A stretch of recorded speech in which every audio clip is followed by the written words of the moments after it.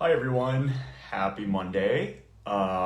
It is 7:30 about here on the West Coast. It's about 10:30. I wanted to do it earlier, but it's been one of those days. I have my glass of wine, and I don't know about you, but this weekend was pretty rough. I think it was for a lot of people after the news on Friday about Supreme Court Justice Ruth Bader Ginsburg and her death. And I wanted to spend a little bit time with my glass of wine to talk about why it felt like we were mourning for more than just a person or even a public official, but why it felt like we were mourning for democracy itself. And I don't know about you, but I think until Friday, I felt paralyzed by fear and by the amount of content and news and trauma, honestly, that was coming our way throughout this entire year. Just a few hours after RBG's death, there was a very large earthquake here in Los Angeles, which has already been suffering from the fires. So it's been startling. And I wanted to take a few minutes. If you want to go grab a glass of wine, this is going to be a serious video. And I wanted to talk about why people felt so upset and why does it feel like we're mourning the end of American democracy and what can we do about it. And if you don't know me, my name's Eric Servini. I'm a historian of LGBTQ plus history. But before I got my PhD in that, I actually focused on the rise of single-party states or totalitarian states. And in fact, the very first essay that I ever wrote for any sort of historical research was actually about the 1932 German election. There was a series of them. And I was trying to remember, why does this keep coming up in my mind, this 1932 German election? And I realized it was the same thing that made me so interested about that topic to begin with, which was in 1932, Germany was a democracy. There were free and open elections, and Adolf Hitler was running, of course, as the head of the Nazi party, but also he ran for president. And I want to take us there in 1932, and I know this is dark, but I want you to bear with me because we're going to end with a happy place. I want to talk about 1932 in Germany because as a historian, and as a historian who has studied the rise of single-party states or of fascism in democracies, we need to understand what happened. And we need to understand what happened in order to prevent it from happening here. Because with RBG's death, it wasn't just a wake-up call. I think it was a national reckoning for us to understand what is at stake and to combat a couple of the myths that we've been taught beginning in elementary school, that we have checks and balances, so we'll be safe. That because we have the judiciary, we have the legislative, that we will, as long as we do our job, as long as we vote, we'll be okay. And what prompted this was after RBG's death, a lot of people were posting, register to vote, register to vote. And what I want to suggest tonight is that that isn't enough. We need to do everything in our power to ensure that we don't just win, but that it's a landslide. And I'm going to explain why. And there's a couple of myths that I want to debunk tonight. The first myth is what I already mentioned, that fascism and American democracy are incompatible. That because of the way that our country was structured and designed, that there is no possible way that something that we saw in Germany or something we see now happening in Russia could never happen to us. So that's the first myth. The second myth is that fascism necessarily means the Holocaust. It necessarily means anti-Semitism or racism. And I think it's really important to differentiate those two concepts because the Holocaust was the consequence of fascism. Fascism begins much more subtly. And you may have heard this before, but I think it's really important that we understand exactly what fascism is. And what I want to argue above all tonight is to show you that it's inaction and fractured dissent, not being able to come together to fight fascism. And especially during a time of emergency, that's what leads to atrocity. And that's what leads, before that, to fascism. So first, let's define what fascism is, because a lot of people, you may hear it, you may have heard the term Antifa, things like that, but what does it really mean? So Merriam-Webster defines it as a political philosophy, movement, or regime that exalts nation and often race above the individual, that stands for centralized autocratic government headed by a dictatorial leader, severe economic and social regimentation, enforceable suppression of opposition. So again, this doesn't mean mass violence. It's what enables it, all right? So I want to go back in time, all right? I spent the weekend digging up all my old books on the Third Reich, on the rise of it, and on the 1932 elections. And the reason why 1932 was such a pivotal year in Weimar Germany, which was, as I said, a republic, right? It had the Reichstag, which was a parliament. It was the last free campaign in Weimar Germany, in the democracy that was Germany. And what's so interesting about those campaigns, when Adolf Hitler ran for president, he did not run on the platform of concentration camps, of atrocities. He ran on a platform of two things: bread and freedom. And why is that? Well, it was the Great Depression. Let's look at the context, right? He was a brilliant campaigner, all right? Just as our own president, you have to admit, is a brilliant campaigner, all right? Adolf Hitler essentially invented, he was really the first modern candidate to ever use aircraft in traveling the entire country to attend different campaign rallies. And above all, his main focus was the economy, right? Giving you jobs, giving you bread, right? And giving you freedom. That's it. Because he understood that in order to win in a democracy, you couldn't give the final solution. You had to be respectable. And he could only hide the anti-Semitism throughout his campaign. It was there, and his supporters knew it. And he was very explicit about it. But it wasn't the main part of his campaign.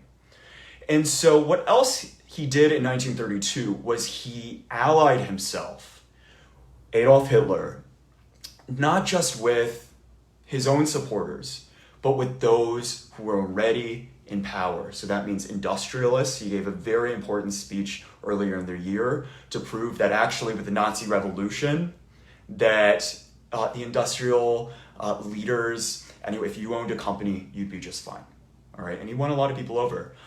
He won over conservatives who were more moderate, and he won over the army as well. And he also just simply was a really good democratic politician and campaigner, right? And that's something we have to remember, is that the Third Reich began with a democracy. And so what happened in 1932? It was November 6th, right? It's 88 years ago, 1932.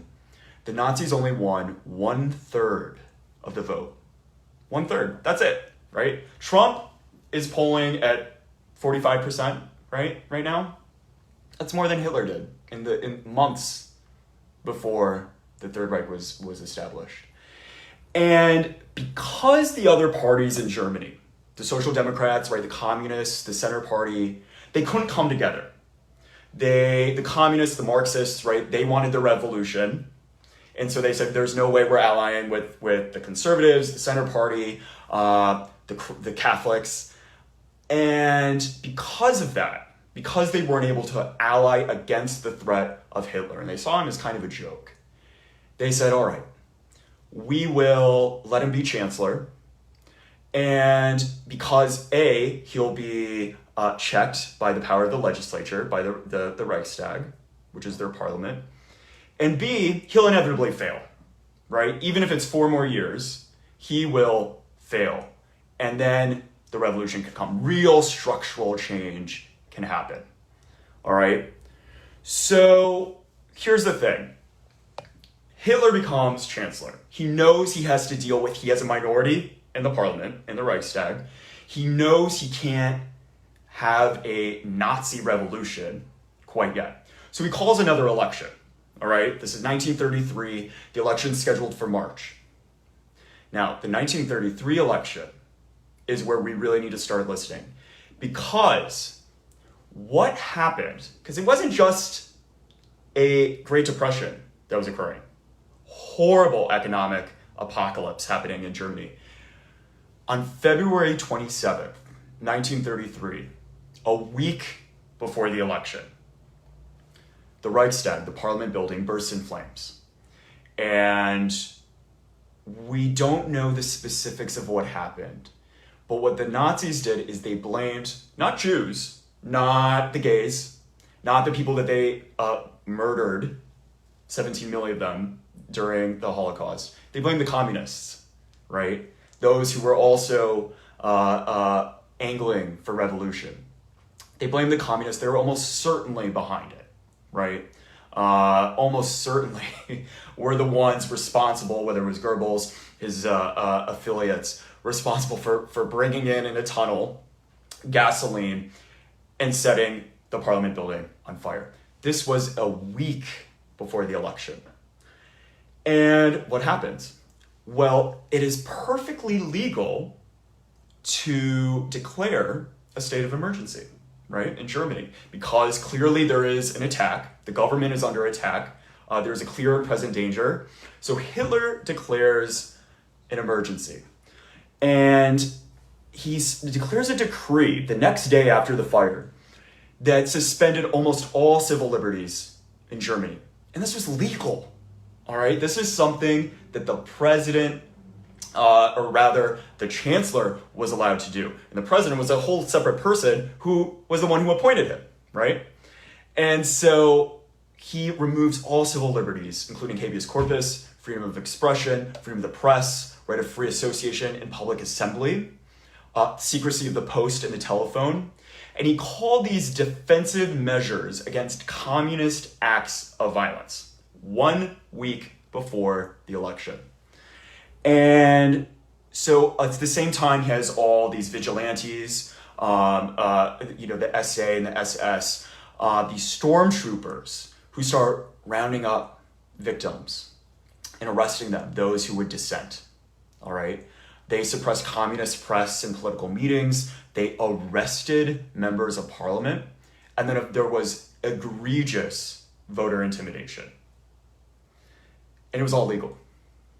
Some of it a little questionable, like arresting the members of the Reichstag, but almost everything completely legal. All right. So March 5th, 1933, there's the election. He still only gets 44% of the vote, but he had enough within the Reichstag to build a majority coalition with the nationalists, which then, just a few weeks later, passed something called the Enabling Act. And the real title of that was the Law for Removing the Distress of People in Reich.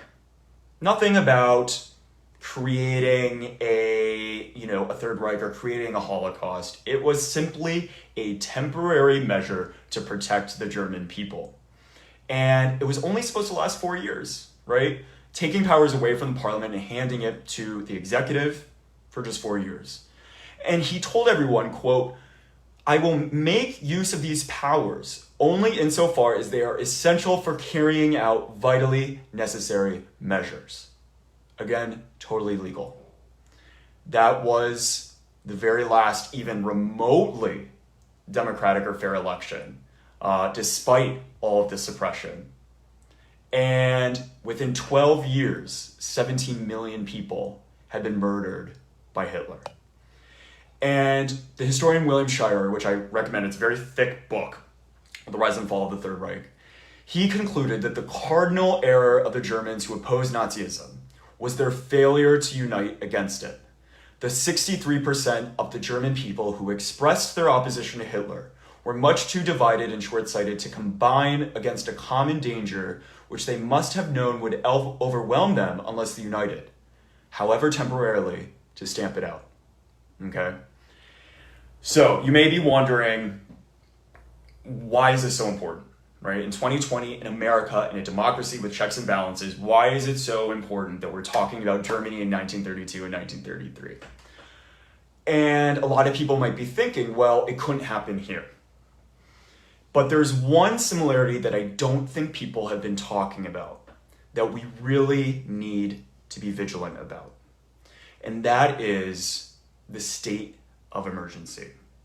As you know, we're in the middle of a pandemic, all right? We've already had 200,000 Americans dead. All the science is suggesting that there will not be a vaccine by the election, and that there is very good probability of there being a second wave. All right? It could overwhelm our system once again. We could witness another much worse wave, just like the Spanish flu of 1918. It was the second wave that killed the most people. And so you may wonder, well, we have, the Supreme Court. We don't anymore, because the Supreme Court's job is, yes, to check the power of the executive and enforce the laws and interpret the laws of the legislative.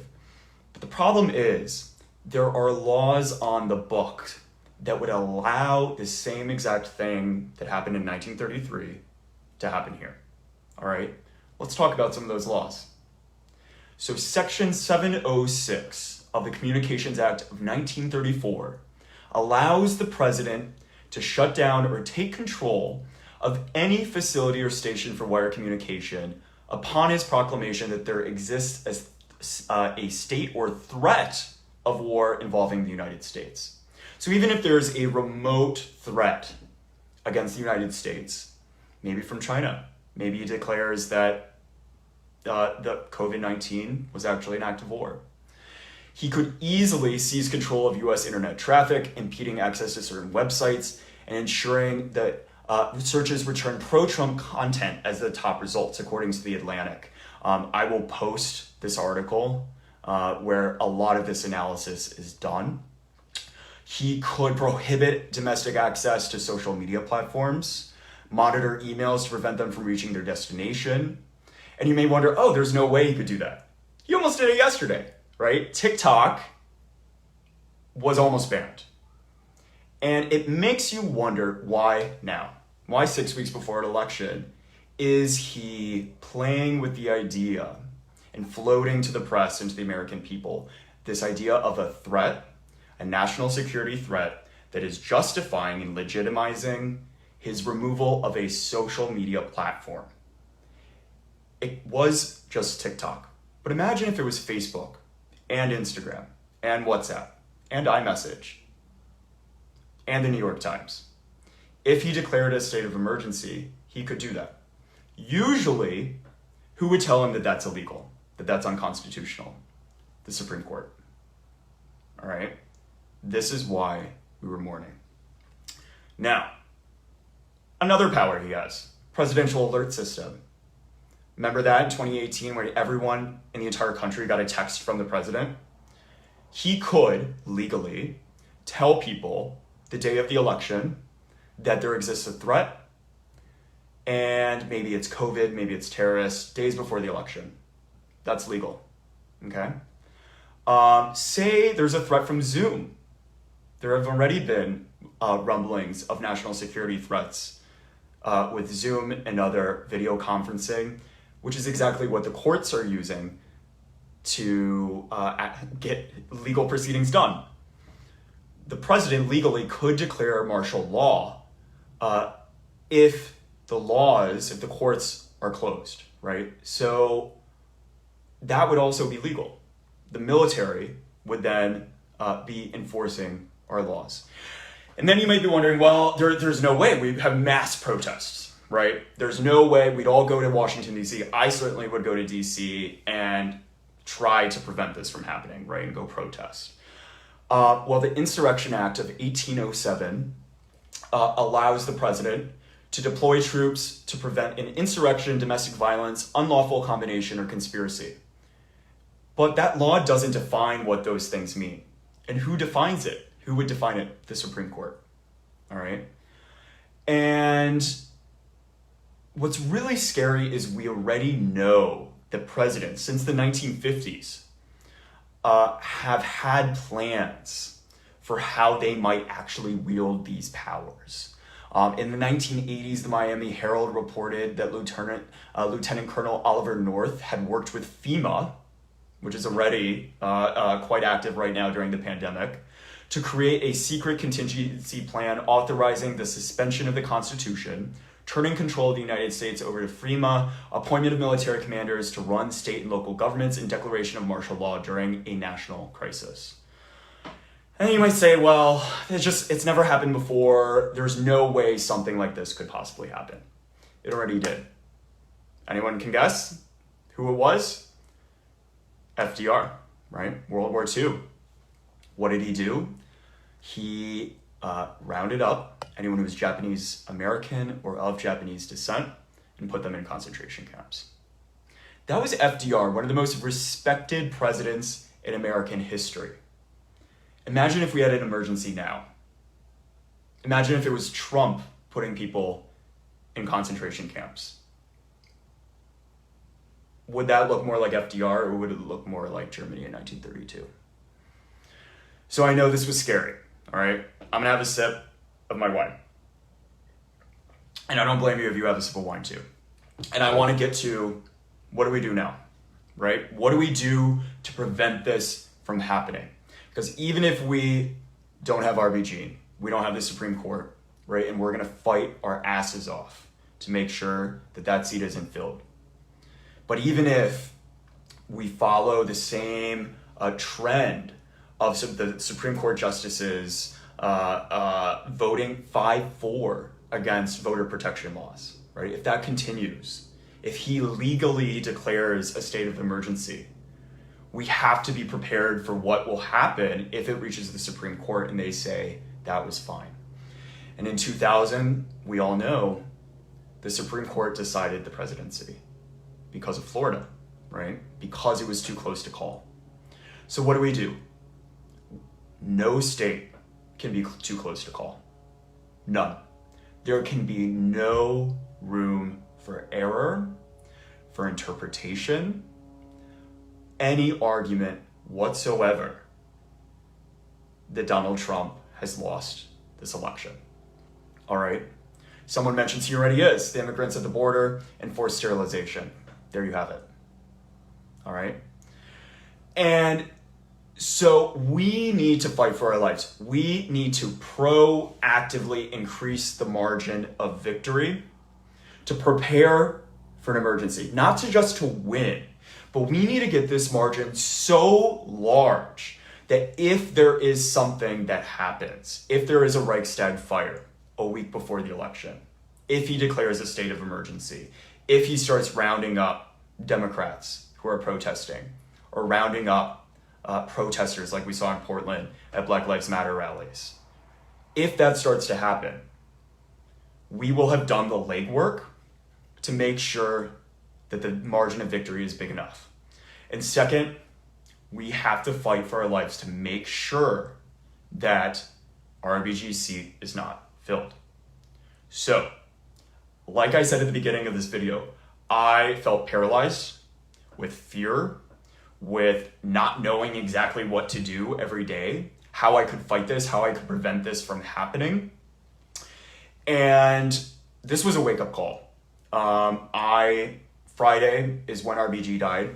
I quit my job on Friday. All right. I am going to spend the next 6 weeks fighting for my lives, fighting for our lives, fighting for my life, and fighting for American democracy, because it has already happened before. And I don't think people realize how easy it would be for it to happen again. So yes, register to vote, but you have to do more, all right?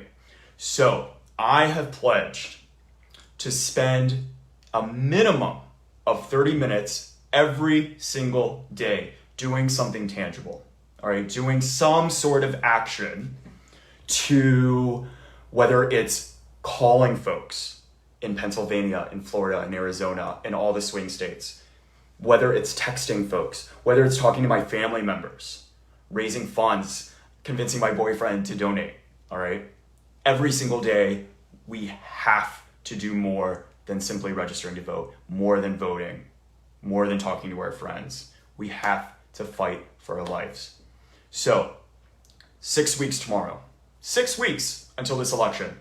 Every single day, I'm gonna do a minimum of 30 minutes. I'm gonna post what I'm doing, all right? And I challenge you to join me. I want you to do the exact same thing. I want you to spend a minimum of 30 minutes every day. Maybe you're used to going to the gym. Maybe you're used to going to happy hour. Maybe you're used to watching an episode of Schitt's Creek. Congratulations, everyone at Schitt's Creek. Wonderful show on your Emmys. But now that that's over, now that we're in a pandemic, 30 minutes every day to save our democracy, to prevent fascism from coming to America. And so I will be posting, not just on my page, but because RBG was such a hero to me, because she is the one who has mobilized me and radicalized me this past weekend, I actually created an Instagram account, which you can follow, called RBG Challenge. All right, you may have remembered we did a Deviance Challenge during Pride Month to talk about what it means to be deviant, to be gay, to be queer. This time, for the next 42 days, every single day, we're gonna do one task, all right, at least I am, and I challenge you to join me. If you tag me in, whether it's a video or a picture or a receipt, anything at all, of you doing this democratic action, tag me in it, do hashtag RBG Challenge. You can go to rbgchallenge.org, put your email in. I'll just send you one email every morning with one task that you can do that'll take 30 minutes, all right? And if you have a following, I don't care if it's 10 people, 1,000 people, 1,000,000 people, all right?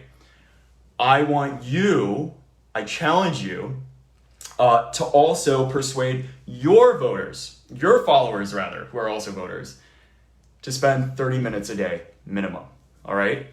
And the way I'm gonna incentivize it, I'm gonna send a gift. I haven't decided what yet, but I think it's gonna be fun. It might be a book, might be a fun deviant pin or button every single day if you tag me. And it doesn't have to be exactly what I'm doing, it has to be some action. Then I'm gonna pick one winner every single day and send you a thank you gift for helping save our democracy. And I wanna encourage everyone, whether you have 10 followers or 1,000,000, do that too. Incentivize your friends. Say you'll send them thank you cards. You'll send them like little gifts. You'll hand make something. You'll send them a cookie. I don't care, right? It is our responsibility to make this happen, all right? So one last time, RBG Challenge on Instagram. I think it's literally just me following it right now. And I'm just gonna post what I'm doing. That doesn't mean that's the only way to do it, right? The only way to give back. There are so many different organizations, but I think what's so important is that I love having homework, right? Like I'm weird, I'm an academic. I love knowing what my assignment is. So I'm picking one thing every single day, and I hope you'll join me. But that said, there's a lot of ways to help. I just think having one thing every day, it's kind of fun because we can all do it together, and it's gonna hold me accountable, right? Once you say you're doing this challenge, and I don't post one day, I don't post my 30-minute challenge or action, you better damn well call me out, right? So, One last time, rbgchallenge.org if you want to follow on email or on Instagram, rbgchallenge. All right. This is my way of honoring the memory and decades and decades and decades of fighting that Ruth Bader Ginsburg did for our democracy, for civil liberties. It's the least we can do. All right. We mourned this past weekend. It was bad, but now we have to fight. We have to do it. So I am so grateful for you all. If you have ideas of ways to contribute, I already have like the first week planned, but if you have ideas, send it my way. If you have feedback, constructive criticism, anything at all, I'm just sharing what I'm doing. There's so many ways to contribute, but I encourage you to do what I'm doing because it'll be kind of fun. So that's it. I haven't really been following questions, but I will be going live every single day. I haven't picked a time yet, probably in the morning, probably around noon Pacific, 3 p.m. Eastern, where I'm gonna do it live, right? Like you're gonna hear me phone banking live. That way I'm holding myself accountable and I'm encouraging you to do it with me. And it's gonna be fun. And you know what? We're gonna fucking win. But we gotta win big because we have to save this country that we all know can do so much better than this. So thank you all. I love you all. I'm gonna go chug this glass of wine because that is what 1932 German history does to me. It wears you out. But y'all have a great night. I'll try to get to the comments later. Love you all. Bye.